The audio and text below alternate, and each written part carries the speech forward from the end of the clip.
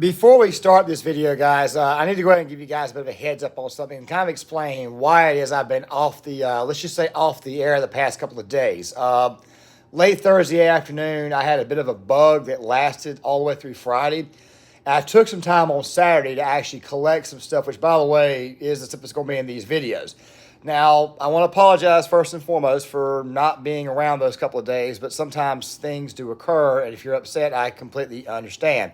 Now, that there being said, this right here is the first of a few videos today. Now, guys, the videos from now on are going to be released a little bit later on in the day, a little bit later on, going like into early evening. The reason why I'm doing this is because the actual demographic that watches my channel, a lot of times they can't actually get to the video itself because YouTube has found a way to actually bog it down to the algorithm. Now, that there being said, let's go ahead and get on with this. So, I saw this the other day from CBS, and of course, you're about to see the clip here in a second. It's Nate Burleson talking about the obesity rate going up. And we want to kind of talk about this, but he basically hinges on childhood obesity. And of course, you've got people out there complaining that climate change has got something to do with this, which, by the way, in my honest to God, I'm just going to go ahead and say it. I don't believe climate change has got anything to do with it. But of course, I'll be leaving links in the description box, articles, and you guys can kind of make up your own mind. Now, with that there being said, let's go ahead and roll this. Showing how climate change, specifically higher temperatures, is making our children more inactive and more obese. The study published in journal Temperature found today's children are 30% less aerobically fit than their parents were at their age. Fewer children are reaching the World Health Organization's recommendation of 60 minutes of exercise a day. Now, listen, it has been a lot hotter, and the weather has been crazy. But I think it also has to do with technology, you know? Yeah. It's one thing not to go outside, but these kids don't go outside because they can stay inside and be on their phones, play video games, and be social without having to go. Your answer to kids being obese is climate change. Climate change is not the reason why kids are obese. Now, guys, on this channel, I normally don't go after people who are obese because I understand some people have genetics. Some people have life circumstances that, quite frankly, does not allow them to keep themselves in shape. And when it comes to kids, even though I don't have any, you're probably thinking to yourself, well, that right there goes ahead and kills your own credibility. No. I'm not here to actually attack parents or anything like that right there. What I'm trying to do is I'm trying to say there's a certain thing called balance, okay? Now, on this channel, I've voiced this before. I don't go after video gamers. I don't do that at all because, quite frankly, I've got a PlayStation 4. I play video games from time to time. It's called balance. One of the main reasons why kids are out of shape is because of balance. Now, guys, bear with me on this really quick. I was born in the mid-'80s, and of course, being born in the mid-'80s, being a Reagan baby, chances are most of your childhood was wrapped up in the early 90s. Early 90s was a very, very eventful time for us. Even though the country was in a bit of a recession, we had Super Nintendo, we had regular Nintendo, Sega, eventually PlayStation, et cetera, et cetera, et cetera. So you played video games all the time to kind of pass the time. But kids in those days were a little bit better at balancing their time. Normally, you play video games for like an hour, you go outside for like an hour. Oftentimes, you work on your homework for an hour. And typically, you're watching TV the last 2 hours once you get out of actual school itself. Because a lot of times, you got between the hours of 3 and 4 o'clock. First thing you do, you work on your homework. You eat something, you go outside, you play a little bit. You come back inside, you play a video game for about an hour or so, or you watch TV and then play a video game before you go to bed. Mom and dad comes in and they make sure you go to bed before 9 or 10 o'clock. That's how things rolled in my house. My parents were very good at actually making me be balanced. As a matter of fact, I loved going outside so much and playing with that net, which, by the way, I had a net that you threw a baseball to and it came right back, because I played baseball as a kid, that I would oftentimes in the mornings with that additional 20 or 30 minutes before I had to get on the school bus, I would be out there in the yard doing what? Playing baseball with the net. The thing is this right here.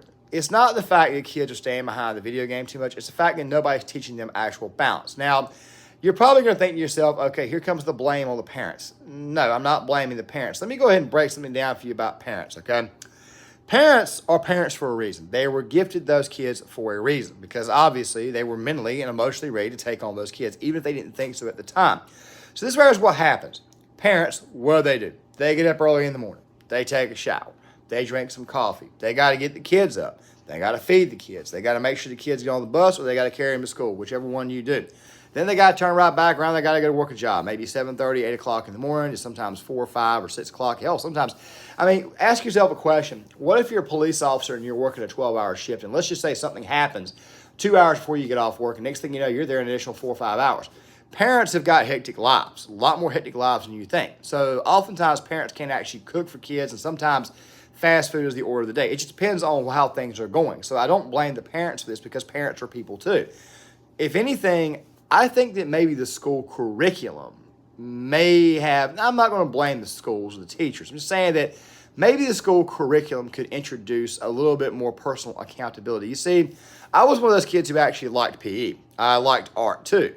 And of course, people, especially elementary school kids, they have PT, they have art. But I think that PE needs to be given out more than once a week. And I think that basically some type of health education class should also be taught by the teachers themselves. It needs to be thrown in there. The reason why I'm saying this is because kids need to learn not only from home, but they need to learn at school too, to be held personally accountable. As a matter of fact, the vast majority of the problems that we have right now going on in the country is because people don't hold themselves accountable anymore. I mean, when you sit behind a Twitch stream for 8-9 hours on a day, you don't get up and walk or anything, you're setting kind of a bad example for people, because they see you doing this. Hassan, who sits there and eats chips the entire time he's there. Vosh, who sits behind there and advocates for frickin' civil war at this moment in time behind the actual desk. I mean, Tim Pool also advocates, talks about civil war too, but at least he's actually getting up and doing something outside the time that he actually records, so I'll at least give him that. By the way, funny story about Vosh, and this right here is probably where I'm going to end the video at. The other day I watched the debate between him and Alex Stein, and I'll leave it in the description box for you guys. And don't worry, sometime in the future we'll probably be talking about the debates, because we've got to figure out exactly how to counteract this wokeness nonsense. He was upset because it was hot in his house. No air conditioning. Washington State. That day, I looked at the temperature, because I said that right there is the soy boy's biggest problem. No strength. And of course, they're not exactly what we call tough. They say they are, but they're not. 74 degrees outside. 74 degrees is where he lived at. You're complaining about the air conditioning being down. It's 74 degrees outside. And you're inside of a house. Pussy. Soy boy. Now, I know I probably shouldn't have used that term, but here's the thing. That same day, right here where I live at, it was 93. Now, you're probably saying to yourself, but you were inside. Not so fast. I got up that morning, went to the gym, worked out like I normally do, came inside, let that stuff right there run. I eventually went back and rewatched it later on that afternoon, but I was for the most part outside because I was working on something in the actual back cubicle area of my apartment.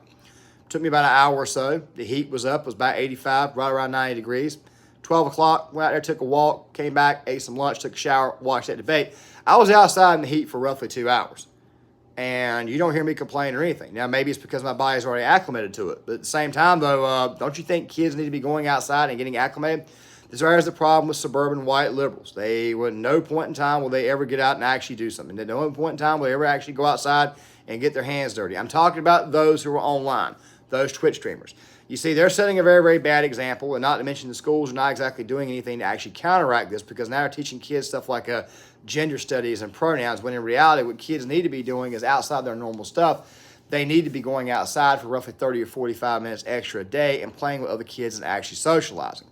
You see, outside is where you properly socialize people and you learn a lot of your social skills. You see, right now we're creating a culture of incels, and that right there is actually what's leading to the obesity epidemic that we have right now.